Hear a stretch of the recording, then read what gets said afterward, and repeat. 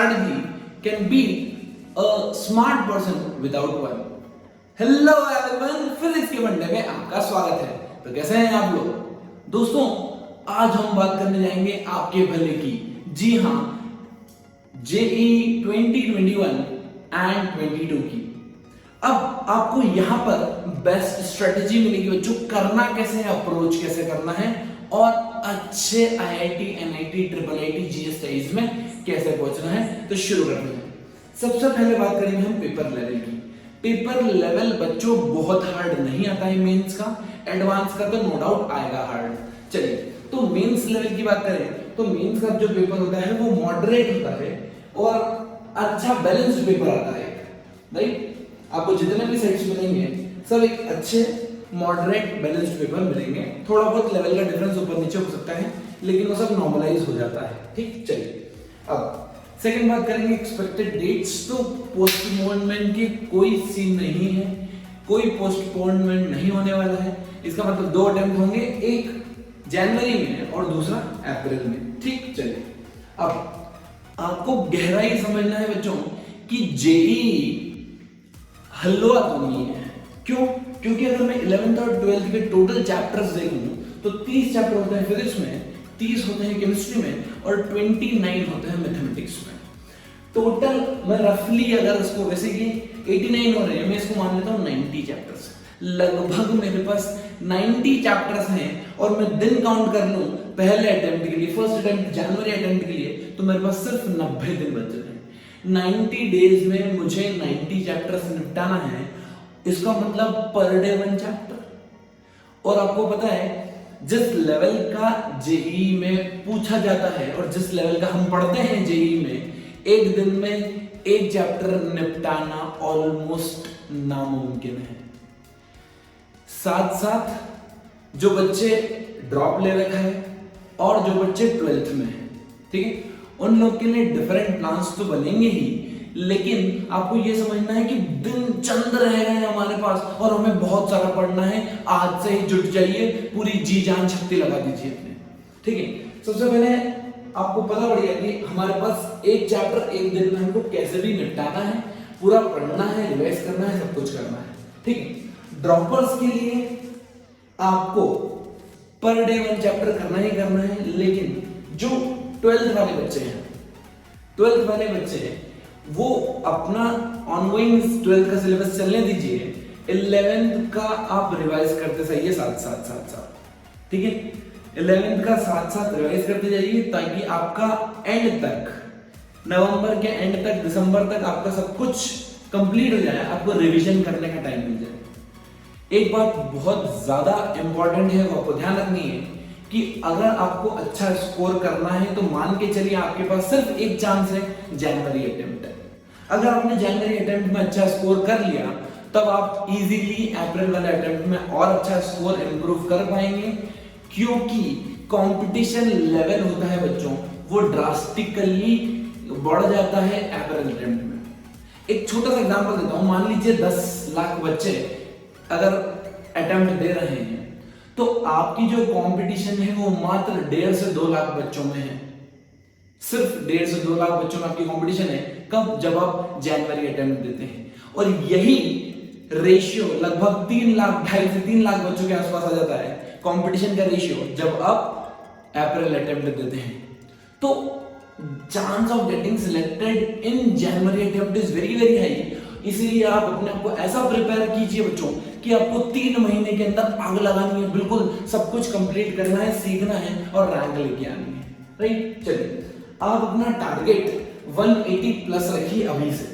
आप ऐसा मान के चलिए कि आपको 180 प्लस लाना है अगर आपको कोई अच्छे कॉलेज में एंटर करना है तो। ठीक है, चलिए अब बात करेंगे सेल्फ स्टडी की। बच्चों, self study is the key to success. आपको सेल्फ स्टडी करना ही करना है।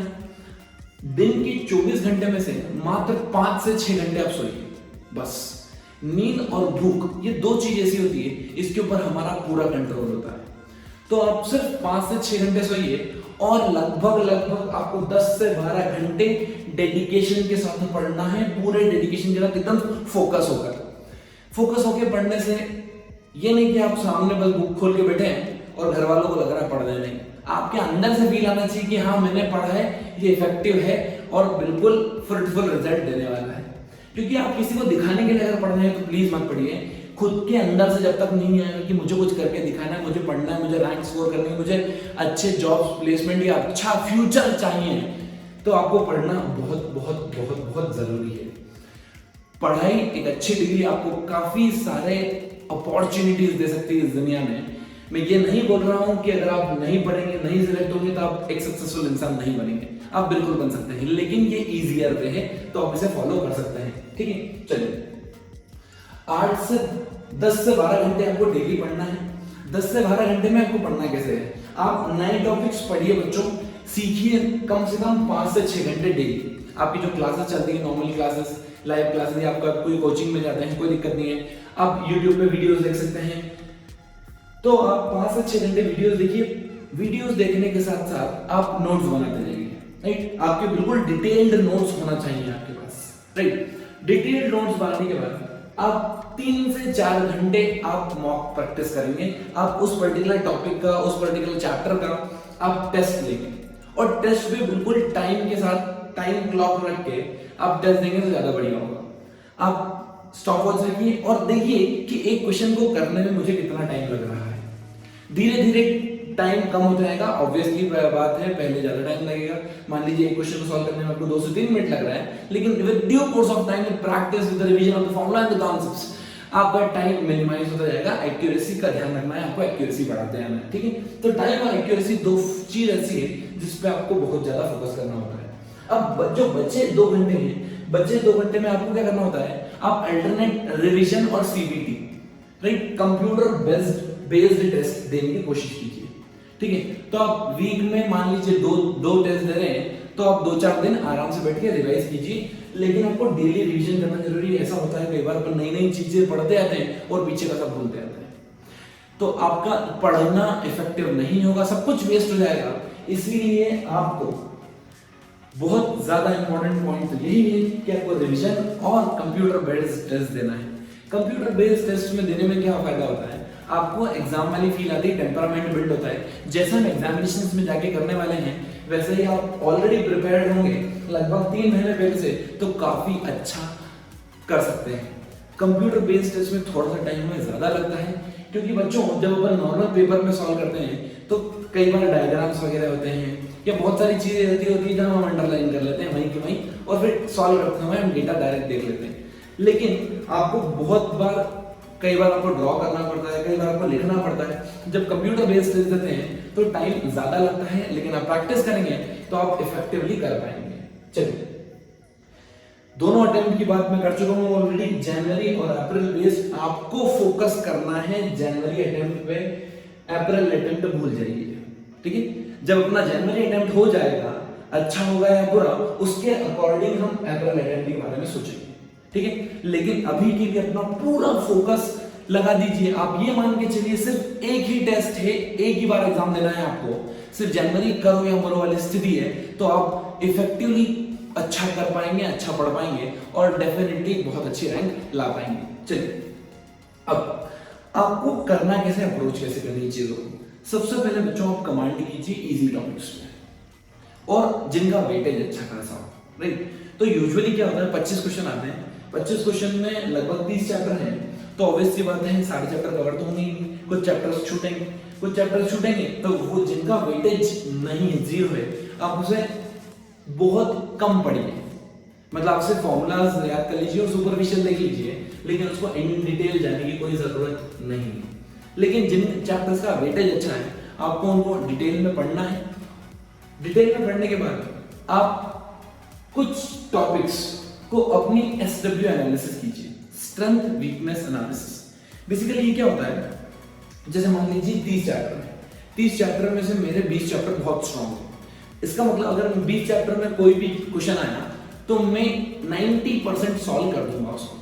ये प्रोबेबिलिटी है कि हाँ, अगर उन 20 चैप्टर्स में से आया तो मैं गारंटीड है 90% क्वेश्चन ऐसा होगा कि मैं सॉल्व कर दूंगा। लेकिन जो बचे 10 चैप्टर्स हैं, उनको अपने वीकनेस वाले लिस्ट में डालिए और उसमें देख लीजिए कि कौन से चैप्टर्स ऐसे हैं जो मेरी वीकनेस है और उनका वेटेज हाई है। आप उन पे फोकस करना शुरू कीजिए। तो ऐसे चीजों को फोकस करके आप इफेक्टिव रिजल्ट काफी अच्छा बढ़ा लेंगे अपना, राइट। सबसे इंपॉर्टेंट पॉइंट, अपने डिटेल्ड नोट्स बनाइए।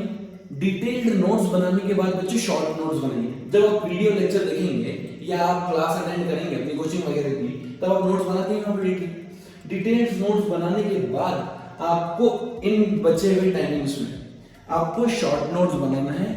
खुद के बनाए हुए शॉर्ट नोट्स ही काम आते हैं, कहीं से आप पीडीएफ डाउनलोड कर लोगे, बहुत सारी चीजें अवेलेबल मिल जाएगी आपको, लेकिन जो चीज आपको खुद के लिखे हुए में याद आएगी, जल्दी रिकॉल होगा, वो दूसरों के मजा नहीं आएगा। इसीलिए साथ साथ करते जाइए, क्योंकि आप सोचेंगे कि मैं एंड टाइम पे कर लूं, तो एंड टाइम पे आपको कुछ भी टाइम नहीं मिलेगा, आपको बहुत सारी चीजें आपका बल्कअप हो जाएगा, वो बहुत सारी चीजें पेंडिंग हो जाएगी, ठीक है। चलिए, सो आई होप आप जेईई के लिए पूरी तरीके से रेडी हैं। आज से ही जुट जाइए। All the best, stay motivated, keep learning, keep supporting.